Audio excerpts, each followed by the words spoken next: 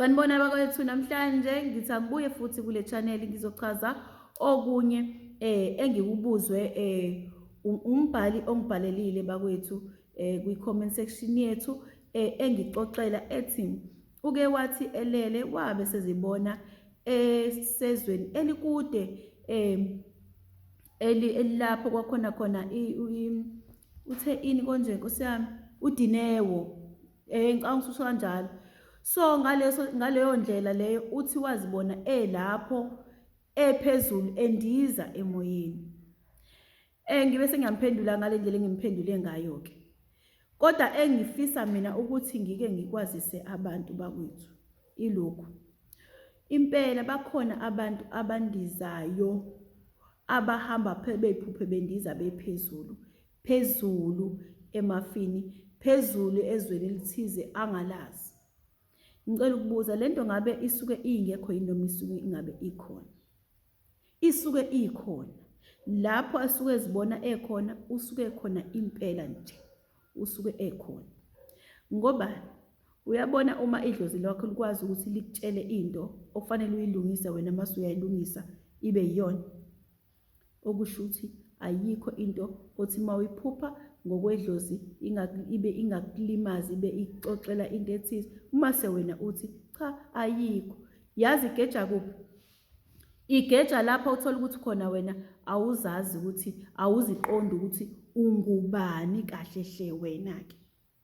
Ingakho uthola ukuthi hayi ngeke umuntu ondiza bakhona abantu abanjalo bakwethu badaliwe bahamba phansi ngezinyawo benza imisebenzi eminingi kakhulu. Ongathi makuxoxa la uthi engathi useyagucha kunjalo nje. uNkulunkulu abantu badale ngaleyo ndlela. Ushilo ke ubhuti wathi cha wayizibona esezweni elikude kakhulu ngamphendula ngathi wawukhona impela uthunyiwe. Yini ke lena ofanele wena uyiqaphele ngawe uma kwenzeka izinto ezinjalo? Usubonile kanjalo sekufanele wenzeni? Sekufanele phela usebenzise amandla lawa wena oyiwona ukwenze njani? Ukuphikisa ini? Isimo lesana ukuthi asingabi ngalendlela ukuthi kuzolimala inqwaba yabantu kugcine sekonakele kanti ubusunjani? Ubusubonile. Uzokulawula kanjani lokhu na? Khumbula ke unamandla okubona, unamandla okuphikisa, unamandla ukuthi umoya wakho ubone izinto ezingakenzeki emhlabeni. Lawo mandla uwanikeza ukuthi uyakwazi ukuyiphikisa into, uyakwazi into ukuyilungisa, uyakwazi kanjani? Uzothandaza kuNkulunkulu wakho, ubize nanedlozi lakho, ubize namakhosi akini njengoba ekuphethe ngoba phela yonke lento ihlangana nomhlaba. Uyayizwa lonto? Ihlangana nemvelo. Uyayizwa lonto? Ihlangana nawe uqobo nomoya wakho. Kanjani? Khumbula. Mangithi mina uthe wena ulelo wasuphupha imali kwathiwa amandla lawo. Amandla onawo ozonikezwa wona ukuthi wenzeni? Ukuthi usebenzise wona noma uzoboniswa izinto ezithize, uzoba namandla okulawula okuthize wena. Imali mawuyiphuphile. Yindaba imali ivezwe njengamandla kuthini ukuthi amandla? Yingoba iphethe ichaze thina yonke phansi nomlando wethu kuyona nje yona qobo lwayo kokuqala. Okwesibili lo mlando obhalwe lapha phansi kuyona imali ochaza thina isimo sempilo yethu esiphilayo uhlanganiswa namandla athathwa kuthina ukusicindezela phansi ukuthi uma ungenayo imali ayikho into oyokwazi ukuyenza. Niyakwazi nani lokho ukuthi uma ungenayo imali ayikho into okwazi ukuyenza. Lento ihlangana ngendlela eyinkinga ngangokuthi asinayo imali. Ngaleyo ndlela asikwazi ukwenza izinto esizifisayo. Kodwa sinawo amandla abhalwe emalini ayithi. Uma ngabe uzokube neso elibanzi ubuka imali ukuthi ibhalwe indlelani, ibhalwe umhlaba esihlala kona ukuthi thina nomhlaba siyaconnecta nawo. Siyakwazi ukulawula ukuphila kona. Siyakwazi ngeke ngathi kwelinye iphupho uma unemoya ukubone ngisho cha kwenye incazelo engangichaza ukuthi uma unomoya ukubone ngisho inkomo igxuma eduze kwakho yini uyahlangana nemvelo wena. Uyahlangana nemvelo khona abantu abathi abakwazi ukuthi bethi engathi lizona namhlanje engathi lifuna ukuduma uhlangene nemvelo wena. Eyizwa lonto? Imvelo iyakwazi ukuletha izinto ezithize kuwena nawe ukwazi ukuzamukela. Kodwa yini uthola ukuthi awunawo lamandla? Ingoba wazi ukuthi laba abasuka besuka emazweni abo bezothatha umhlaba bacindezela bakubona basibona ukuthi sinamandla lawa ukuthi abantu basekuqaleni bebekunazi izangoma nezinyanga ebezikwazi ukuthi zishintshe isimo sezulu ukuthi kusekuhle libalele siguquke kwenzeke ngendlela yakhona ethize. Akekho umuntu okwazi ukwenza lezo zinto ngaphandle kwabantu abamnyama. Akekho umlungu owakwazi ukuthiwa usevele wahlanganisa into yakho wadumisa izulu inhlobo. Kodwa bona bayahlangana nemvelo, bayayiqonda imvelo, bakwazi ukuyisebenzisa. Kodwa inkinga baphuciwe amandla bona. Kanjani badukiswe nazo zonke bashiyiswa zonke izinto zabo. Mabeshiswa zonke izinto zabo zathathwa zaze zabhalwa la emalini umlando wabo ngabo ukuthi bawuhlobo lunje. Mawufuna ukuthi bagqilaze bacindezele bancishe imali bancishe baphuce zonke into zabo mase bengabi nayo imali bebe nokuhlupheka khona umoya wabo ungeke uzukwazi ukuhlala ukhululeke ukwazi ukubuyisa amandla ukuthi bona uma umuntu ekhululekile ngokomoya ziningi bakwethi izinto akwazi ukuzenza. Uma uhleli kahle ungahlukumezekile ungenankinga ziningi izinto okwazi ukuzenza. Sihleli ngokuthi sihlukumezekile izinto sihlezi sicabanga ukuthini sifuna imali ukuze siphumelele le esephepheni ngoba njengoba ibhalwe ephepheni ibhalwe umlando wethu ephepheni sonke silandela iphepha. Uma ufuna ukuphumelela kufanele uthole iphepha ukuze ukwazi ukufuna umsebenzi. Uzosithola nini isikhathi sokukhuphula amandla lawo nawo njengalabo abantu abakwazi ukuthi bagcine sebeziphupha besiza kwamanye amazwe ngokuthi idlozi labo lihlale libakhuphule umhlaba nenature nazo zonke bakwethi izinto engayibali ukuthi izinyoka ezihamba phezulu yini zifikelani kunina uma nina singekho isidingo sokuthi nikubone lokhu ukuthi nihlangana kanjeni nemvelo. Leyo nto esuke yenzeka usuke ukhulisa ngaze ngathi liyazikhulisa leli dlozi aliqedi. Ilekelelo nabantu abangasekho befaka amandla betshengisa ukuthi unamandla wena. Ikhona ukuthi kunalobu domanyana esidomekwe ngabo. Bayishintsha yonke lento bakwethu.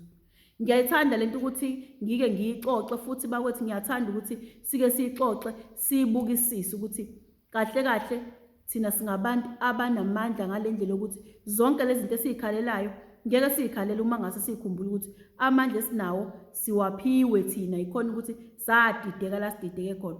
Kodwa kuhle ngiyakujabulela futhi mawukuthi kunabantu impela abaphupha bekulezo zindawo. Kunabanye abantu abenza imisebenzi emikhulu engisaba ngisho kusho la kodwa ngoba manje sikhuluma nje kanje kulungile sixoxe nje kanje ngoba ngikhuluma phezulu kwento yanangu ubhuti othena nje yena ubone phesheya phezulu phesheya kwelinye izwe angalazi kwazoba nomunye usisi nje othena ubone ephethe inkanyezi uyiphuphe ephethe inkanyezi bakwethu. Into enkulu leyo bakwethu leyo utshengiswa into enkulu. Eyizwa leyo nto leyo. Ngiyangithanda futhi kakhulu ukuthi ngisebenzise isiZulu mina mangikhuluma ngoba ngincamela ukuthi angithandi ukuthi izinto eziningi zethu esikhulumayo sizidayise kwabanye abantu abazojika futhi basishaye ngazo. ngoba kusazohamba hambe ziningi izinto esazoyikhuluma eziyinkinga ngale ndlela yokuthi uma babona abantu ukuthi noma abanye abasemaceleni ukuthi hawu la bantu sebazi lento le shukuthi manje sisenkingeni ngoba uma seke sasikhumbula saziqonda ukuthi na simukhulu kangakanani kunabanye abantu nina abantu abamnyama. Umuntu omngaze ngachaza ngathi ngelinye ilanga umuntu omhlophe akakwazi ukuzala ingane emnyama, kodwa wena umuntu omnyama uyakwazi ukukhipha ingane emhlophe. I-albino uyikhipha njengoba isiphiwo sikhipha njengoba sinjalo nje, kodwa yena ngeke azamkhiphe umuntu omnyama. Engamkhipha naye omhlophe kodwa ngeke azamkhipha. Ngobani? Indlela ayiyona ayiqinile noma ayinjenga indlela akhiwe ngayo ayifani nalena esiyona thina. Uningi ngase ngikhuluma. Ibala lethu ngokuhlukana kwalo likhombisa umhlaba lo esihamba kona wenhlabathi ngokuhlukana, khona abazibhidi khona abamnyama.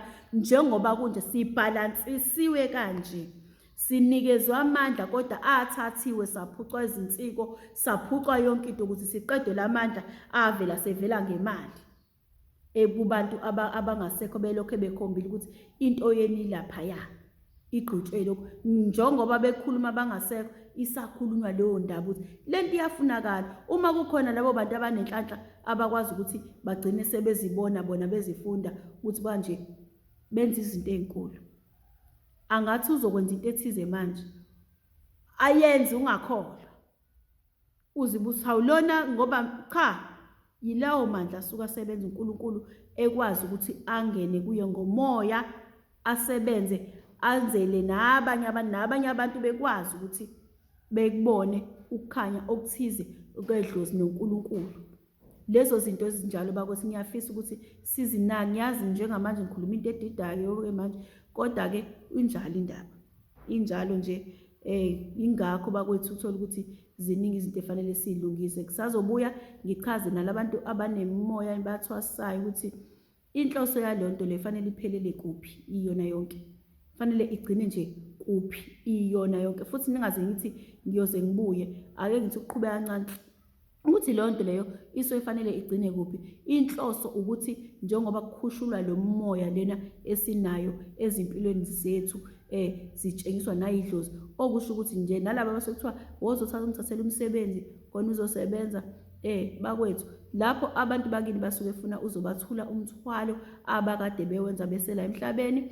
Masebe ngale leyo nto ngalena ibe ingasasebenzi ngale ndlela kade isebenza ngayo, uzoyidlulisa idlulisele wena kuzoba kuwena ukuthi lento lena uyahamba uyoyamukela laphayana, ubuye mase uqedile ukuyenza leyo nto leyo uyihlambulule. Ngaphandle makuthi bona bayaqhubezisisa bafuna ube yinyanga, bazokuthatha-ke phela bekufake emanzini, ubuye nayo imisebenzi yasemanzini, ubuye uqhubeke ukwenze lokho. Uma kungabanga kanjalo engathi angazi kunjani lapho, kodwa umuntu odalela ukuthi abe inyanga abe yisangoma, isanga impela ezivunywe uNkulunkulu, ilo obuya nenyoka emanzini nomsebenzi wabo abantu abangasekho. Uma ngabanga kanjalo usuke kufanele uhambe uyobasusa lezi zinto lezi, uyihlangabeze lapha mangothi uzohambe ekuthwaseni ufike uthwase ngoba abanye babo bafa befake nje begcine bebafa besathwasa, bangayikhumula lezi zinto, bangaqeda bangaphothula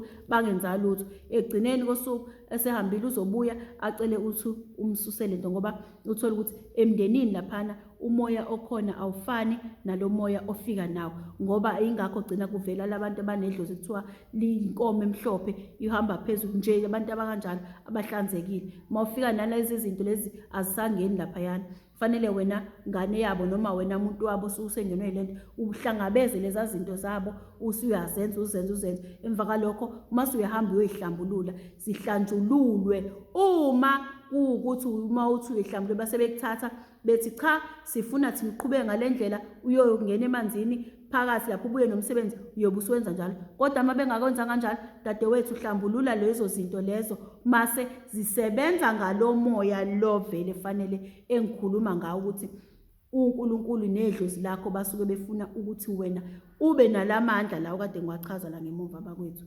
Kwanamhlanje ngicela ukuthi ngime lapho, okunye ngiyobe ngiqhubezele ngesinye isikhathi ukuze singazitholi sesiba nalaba bantu uthola ukuthi umuntu useyisangoma kodwa akasakwazi ukuthi akutshele izinye izinto, akasakwazi nanokuchazela nje into encane nje obonayo ukuthi awulani lo muntu akangitsheli lutho. Yindaba na? Yingoba lo muntu okade kunikele lezo yikhwama akasahlangani nawe ngoba uphatha lezi yikhwama nge-choice yakho manje wena awuhlambululile, yena usekwenye indawo useyinikeze wena, sekumthwalo wakho loyo.